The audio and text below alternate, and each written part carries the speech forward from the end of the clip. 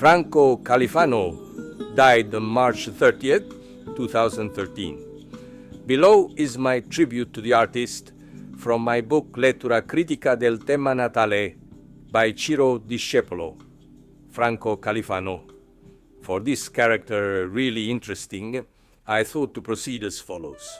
I repost the astrological portrait that I wrote about him many years ago, I think in the monthly magazine Ciro and in the 1980s, and then in the notes I will add some considerations related to the critical reading of a natal chart, which is the absolute target of this book. We could define Franco Califano as a DOC singer, with controlled designation of origin, without surprises for those who pay the ticket to go and listen to him. Let me explain better. Let's take another singer that the generation of 50 and 40-year-olds like me loved very much, Fred Bongusto. The place, any holiday resort on our coasts, the summer of a couple of years ago. You pay the ticket, you sit down and you expect a tried and tested product. Soft lights, the silver moon that illuminates the boats of the fishermen with the lampara, a bit of cool after a day of merciless heat, and the discreet voice of ours that takes us back to the Rotonda sul Mare, to Frida, to Doce Doce. No way, none of this. Amplifiers at maximum volume that tear the ears, lights that dazzle the audience and the stage, an orchestra with 10 elements, unbridled mulatto dancers and ours that produces mostly unknown South American rhythms. This must be said with all sympathy for Bongusto, who evidently let himself be badly advised by his collaborators. With Califano everything is normal, apart from the risk of seeing his wife or girlfriend stolen before his eyes. The singer, in fact, wanders around the audience an hour before singing, with a glass of ice-cold whiskey in his hand, a bully smile, his shirt open on his hairy chest down to the last button, gold chains hanging from his neck, his arm everywhere, and the note always ready in his hand with his phone number to pass to the female admirer who smiles at him. He has made many men cry, but he doesn't regret this like many other things. Then he sings and it's 100% him. Me innamoro de te, la musica è finita, un grande amore niente più. Semo gente de borgata, io non piango, e la chiamavano estate, una ragion di più, and many others. In his songs he talks about himself, his poor childhood, his life in the suburbs, his foolish loves, his playboy uniform including Ray-Bans, drugs, prison, homosexual adventures, all without censorship, without regrets, without hypocrisy. He denies nothing and regrets little. His father, a non-commissioned officer in the army, lost at 17. He loved him very much and left home. His horoscope cast for Tripoli on September 14th, 1938, at 10:20 p.m. tells us many things about him, even if I don't think that was the exact time of birth, and I would theorize that his first cry was about 20 minutes earlier. In fact, tell me how someone with the sun in fourth gear can stay out of the house all day and night, even when he was nobody. Nightclubs, big discos, the world of entertainment have always been his natural habitat. And all this tells us that his head is in the fifth and not in the fourth house. Jupiter, however, in both times remains in conjunction with the midheaven and exhaustively explains his great popular success and the front pages in the newspapers, with or without handcuffs. He has had one less lung for many years and has continued to live the same life, smoking at full strength, snorting cocaine, skipping sleep, being a gladiator between the sheets, almost never the same ones. Now he is 50 years old, but he doesn't feel like a repentant. He has replaced drugs with massive doses of Valium, But for the rest, he says, almost nothing has changed. And yet, in one of his latest songs, Ieri con la testa di oggi, he says, with today's head and the experience of the years, everything would have been different. I would have understood the morning. I would have fallen in love with it. I would have been much stronger in many of those moments. He claims that he hasn't changed. He continues to act tough. He always shows his bully smile. But the beatings he has received from life have not been painless. As a boy, when summer came, he would get on board a red spider, he and a friend, and go and massacre foreign women in Rimini. The club managers paid them a certain amount per bottle, like Entrenius. Then there was the most important story of his life with Mita Medici, who, after about a year, got tired of him and dumped him. Another of his great loves was Dominique Boschero. At 16, he was arrested for theft. In 1970, he ended up in prison for drugs, together with Walter Chiari and Maestro Lutazzi. When he left, Regina Coeli, a prisoner, shouted at him from the window, "Where are you going? You always come back here." And the bad prophecy came true in 79, again for drugs and for possession of a .38 caliber, a gift from his friend Turatello, later executed in prison by the Camorra. The rest is the news of these years. The judges of Naples inflicted more than 4 years on him in the Tortora trial, then granted him house arrest and then his release due to the expiration of the preventive detention periods. His birth chart is very clear, except for one point: Saturn in the 11th. For someone who plans songs, it should be a curse, and instead, but perhaps it refers more to the great weight with which he always hugged his friends.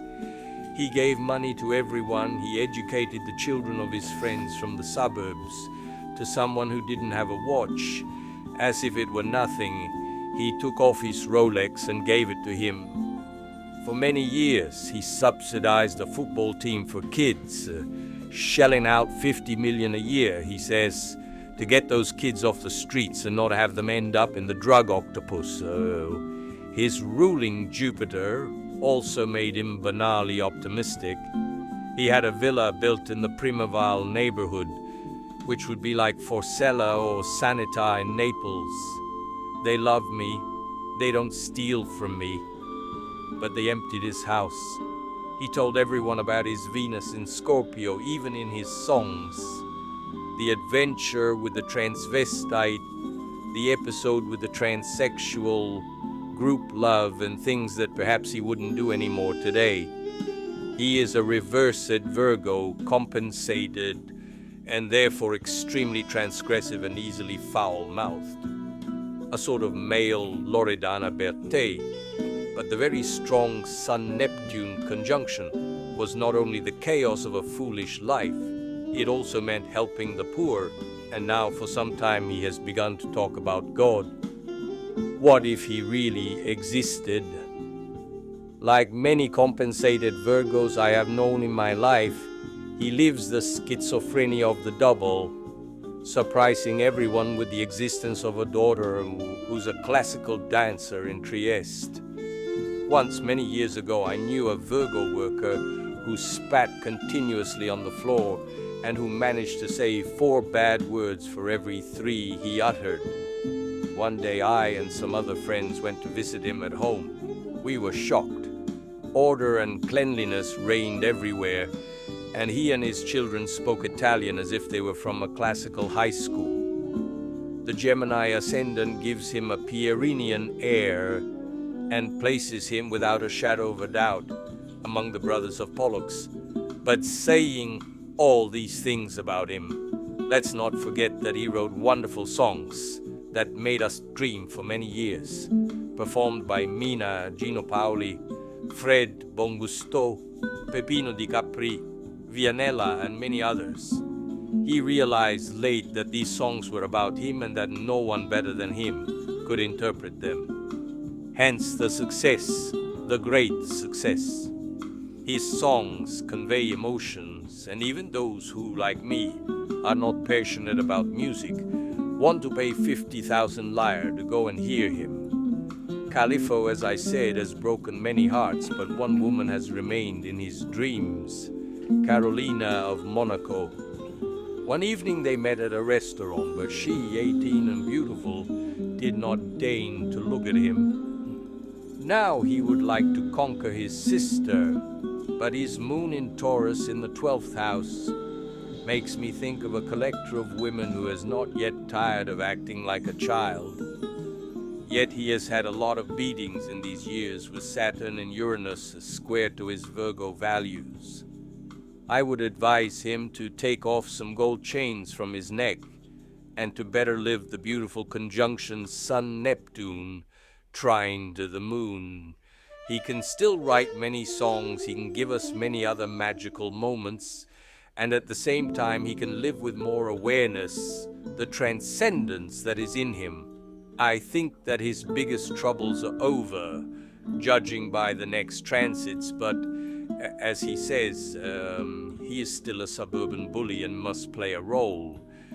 The uvula of Primaval does not even go to the funerals of his best friends, perhaps to exercise the fear of death that he has inside, or simply to continue to wear the mask of a tough guy. But is he a real tough guy? In fact, yes, because no factor in his birth chart helps to blunt the instinct to slap him that arouses in many. The solar revolution, 1988/89, erected for Rome, puts an ascendant in the second radix and thus stigmatizes the tales of economic problems that still haunt him due to the long periods of forced inactivity. Then there's a stellium of malefics in the 6th house, and there he should be a little careful because up to now he has overdone it, and if with someone he can pass himself off as a 40-year-old, he is 10 years older. He has never worried about his health, and once a journalist friend had to devise a plan to take him to a doctor. Conclusion: he was diagnosed with tubercular meningitis. It was 1964, and Uranus was in conjunction with the Sun. In the next few years, I think he will have money problems, perhaps taxes to pay, or legal disputes with collaborators. But overall, I think the subject has grown a lot in these last years on different levels, and if he still chases dreams of catching, the man is coming out. Jupiter in conjunction with the moon for several months could make him fall in love again, and this could also be the right time. If he goes from the relaxed, anal values to the restrained anal ones, then we will find ourselves with another caliph, perhaps a better man and a worse musician. But if my hypothesis of a sun in the 5th could be confirmed, then he will continue to be a caliph until the end. He will always like women, men too sometimes. The beautiful evenings will still bewitch him. He will always have a great desire for entertainment, and for the rest, yes, okay, but then everything else is boredom. I didn't say joy, but boredom, damned boredom. Notes. Today, more than 30 years after I wrote this portrait, I'm even more convinced that his intercepted sign was Leo. If we were to ignore the reading of the compensated Virgo sign, how much Califano would remain? It is the conjunction at almost 0 degrees between the Sun and Neptune of this birth sky that explains a very important part of the life of the very talented singer and musician. Drug use during the years of his success was not tolerated in the slightest and caused him to go to prison, which in turn determined some almost irreversible and dramatic directions in the subject's life.